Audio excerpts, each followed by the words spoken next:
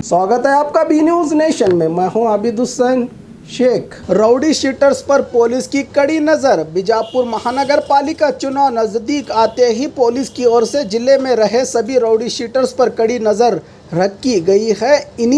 इनसे security case दर्ज करके बॉन्ड पर सिग्नेचर लेकर दोबारा गलत कामों में भागी न होने की सूचना दी गई है। इसकी जानकारी दी जिला एसपी एचडी आनंद कुमार ने।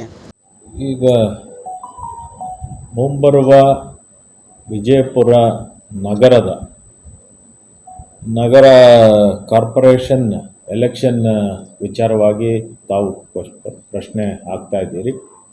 ಈಗಾಗಲೇ ನಾವು ಈ ಹಿಂದೆ ನಡೆಸಿದಂತಹ ರೌಡಿ ಪೆರೇಡ್ಸ್ ನಂತರ ನಾವು ಎಲ್ಲ ಈ ರೀತಿಯ ವ್ಯಕ್ತಿಗಳ ಮೇಲೆ ಸೆಕ್ಯೂರಿಟಿ ಕೇಸಸ್ ನಾವು ಈಗ ಆಲ್ರೆಡಿ ಹಾಕಿದ್ದೇವೆ।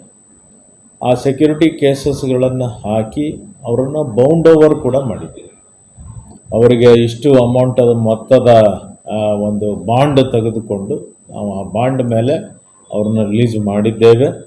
ಅವರಿಗೆ ಯಾವುದೇ ರೀತಿಯ ಇಲ್ಲಿಗಲ್ ಆ್ಯಕ್ಟಿವಿಟೀಸ್ ಇರ್ಬೋದು, ಬೇರೆ ಯಾವುದೇ ಜನರ ಮೇಲೆ ಧಮಕಿ ಹಾಕೋದು, ಪರಿಣಾಮ ಬೀರೋದು, ಈ ರೀತಿ ಯಾವುದೋ ಆ್ಯಕ್ಟಿವಿಟೀಸ್ ಮಾಡಬಾರದು ಅಂತೇಳಿ ನಿರ್ಬಂಧವನ್ನು ಹೇರಿ ನಾವು ಈಗಾಗಲೇ ಅವರನ್ನು ಬಾಂಡ್ ತೆಗೆದುಕೊಂಡು ಬಾಂಡ್ ಮೇಲೆ ಅವರೆಲ್ಲರೂ ಇದ್ದಾರೆ।